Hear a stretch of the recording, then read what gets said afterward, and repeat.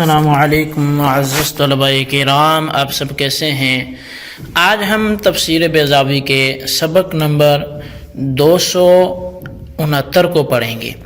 آج کے ہمارے سبق کا عنوان ہے لفظ زوج کی تحقیق اور ایک اعتراض اور اس کا جواب۔ آج کے سبق میں ہم انہی دو پہلوؤں پر گفتگو کریں گے۔ ایک تو لفظ زوج کی لغوی حیثیت کہ یہ کس معنی کے لیے بولا جاتا ہے، اور دوسرے نمبر پر جنت میں جو غذائیں کھائی جائیں گی یا جو نکاح ہوں گے تو ان کے مقاصد پر ان کے مقاصد کے حوالے سے ایک اعتراض وارد ہوتا ہے، تو اس حوالے سے بھی آج ہمارا کلام ہوگا۔ تو بڑھتے ہیں آج کے سبق کی عبارت اور اس کے ترجمے کی جانب، پھر اس کے بعد اگلا جو ہمارا مرحلہ ہوگا وہ وضاحت کا ہوگا۔ تو آج کے ہمارے سبق کی عبارت والزوج یقال للذکر والانثی سے شروع ہوتی ہے۔ تو مصنف علیہ رحمہ لکھتے ہیں والزوج یقال للذکر والانثی، اور زوج کا لفظ بولا جاتا ہے مذکر کے لیے بھی اور مؤنث کے لیے بھی۔ وَهُوَ فِي الْأَصْلِ لِمَا لَهُ قَرِينٌ مِّن جِنسِهِ، اور پھر اصل میں یہ اس کے لیے بولا جاتا ہے، یعنی حقیقت میں زوج کا نام اس کا ہے کہ جس کی جنس میں سے کوئی اس کا ساتھی ہو، یعنی کوئی ہم جنس ہو، کا زوج الخف، جیسے کہ موزے کا جوڑا۔ فَإِنْ قِيلَ، اگر یہ کہا جائے یا یہ اعتراض کیا جائے کہ فائدۃ المطعوم هو التغذی ودفع ضرر الجوع، کہ جو مطعوم کا فائدہ ہے وہ تو غذا حاصل کرنا ہے اور بھوک کی تکلیف کو دور کرنا ہے۔ وفائدۃ المنکوح التوالد وحفظ النوع، اور منکوح کا جو فائدہ ہے وہ توالد ہے اور نوع کی حفاظت ہے، یعنی اولاد پیدا کرنا ہے اور اپنی اس نسل کی حفاظت ہے۔ وَهِيَ مُسْتَغْنِي عَنْهَا فِي الْجَنَّةِ، اور جنت میں ان چیزوں کی کوئی ضرورت نہیں ہے۔ قُلْتُ، تو میں یہ جواب دوں گا کہ مطاعم الجنة ومناکحها وسائر احوالها انما تشارک نظائرها الدنیویۃ فی بعض الصفات والاعتبارات۔ میں یہ جواب دوں گا کہ جنت کے مأکولات اور جنت کے منکوحات اور ان کے احوال اپنی دنیاوی نظیروں کی بعض اوصاف اور بعض احکام میں شریک ہیں۔ وَتُسَمَّى بِأَسْمَائِهَا عَلَى سَبِيلِ الْاِسْتِعَارَةِ وَالتَّمْثِيلِ، اور انہی کے نام سے یہ موسوم ہوتے ہیں بطور استعارہ اور بطور تمثیل کے۔ وَلَا تُشَارِكُهَا فِي تَمَامِ حَقِيقَتِهَا حَتَّى تَسْتَلْزَمَ جميع ما يلزمها وتفيد عين فائدتها، لیکن ان کی جمیع حقیقت میں، تمام حقیقت میں شریک نہیں ہیں، یہاں تک کہ ان تمام باتوں کو یہ بھی مستلزم ہو جو دنیاوی چیزوں کو لازم ہیں، اور بعین ہی وہی فائدہ پہنچائیں جو دنیاوی اشیاء کا فائدہ ہے۔ جی طلباء کرام، یہ تھی ہمارے آج کے سبق کی عبارت اور اس کا ترجمہ۔ اب آئیے اس کی وضاحت کی طرف بڑھتے ہیں۔ چونکہ آج کے سبق میں ہماری جو گفتگو ہوگی وہ دو اعتبار سے ہوگی.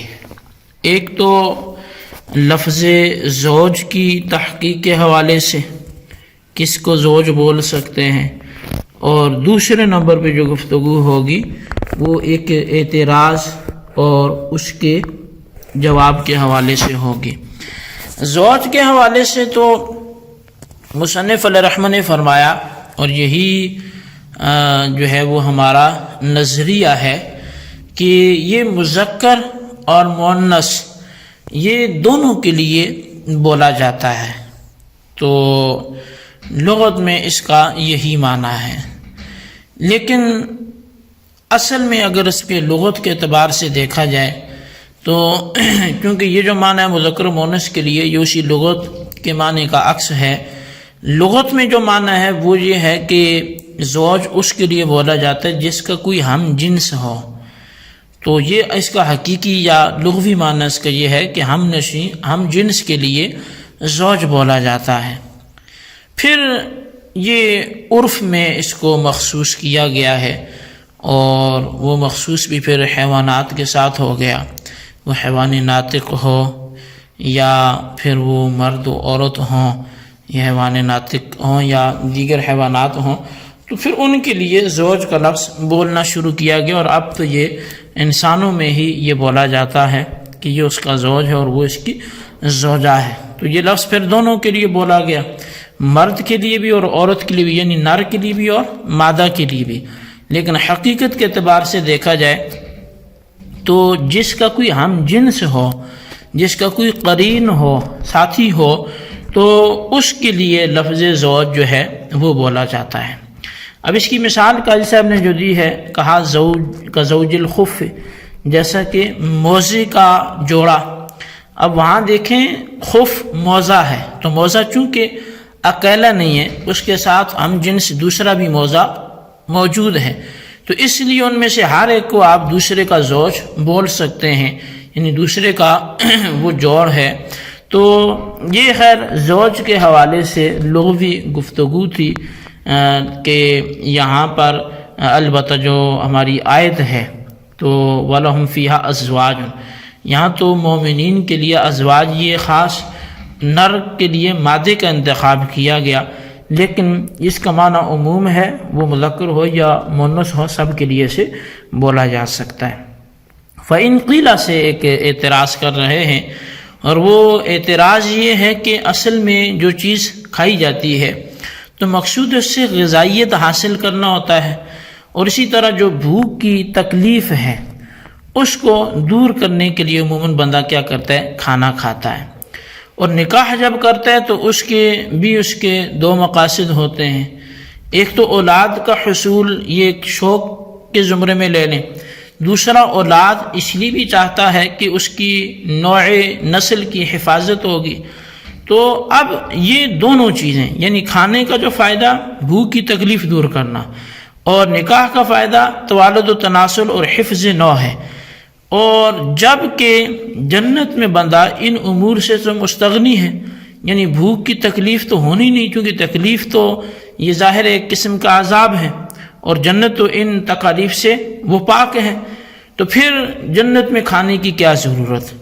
اور اسی طرح نکاح تو اس لیے کرتا بندہ کہ اس کی نسل کی حفاظت ہو، اور جنت میں تو کسی کو موت آنی نہیں، سارے محفوظ ہی محفوظ، اور وہاں تو پھر دائمی زندگی ہے، تو اس کی بھی تو ضرورت نہیں ہے نکاح کی. تو پھر یہ کیا مقاصد ہوئے وہاں پہ یہ غذائیت لینے کے یا وہاں پہ نکاح کروانے کے. تو مصنف علیہ رحمہ نے جواب دیا کہ میں یہ کہتا ہوں کہ جو جنت کے کھانے ہوں یا وہاں کے نکاح ہوں یا ساری وہاں کے جو احوال ہوں، وہ بعض صفات اور بعض اعتبارات سے تو دنیاوی اپنی نظیروں کے ساتھ شریک ہیں، اور انہی کے نام سے بھی وہ بطور استعارہ و تمثیل کے پکارے جاتے ہیں، لیکن حقیقت میں وہ ان کے ساتھ شریک نہیں ہیں. بلکہ دنیا کی جو غذائیت ہے وہ اس لیے ہے کہ بھوک کی تکلیف کو دور کرے، وہاں یہ معنی ہے، ایسا نہیں ہے۔ اسی طرح دنیا کا جو نکاح کا مقصد یہ کہ حفظ نو ہو، اس کی نسل کی حفاظت ہو، وہاں اس لیے نکاح کرے گا، ایسا نہیں ہے۔ تو لہٰذا ظاہر صورت میں شکل میں مماثلت ہو بھی تو حقیقتیں پھر بھی مختلف ہوتی ہیں، اس لیے یہ دونوں عین نہیں ہے کہ دونوں کا ایک ہی فائدہ ہو۔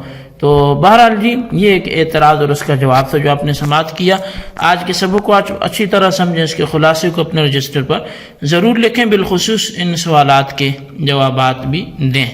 سوال نمبر 1 یہ ہے کہ زوج کا حقیقی معنی کیا ہے، تحریر کریں۔ اور سوال نمبر 2 یہ ہے کہ فَإِن قِيلَ سے کون سا اعتراض کیا گیا، اس کا جواب تحریر کریں۔ اللہ تبارک و تعالیٰ سے دعا ہے جو کچھ ہم نے پڑھا سنا اسے یاد رکھنے کی توفیق نصیب فرمائے، آمین بجاہ النبی الامین صلی اللہ علیہ وسلم۔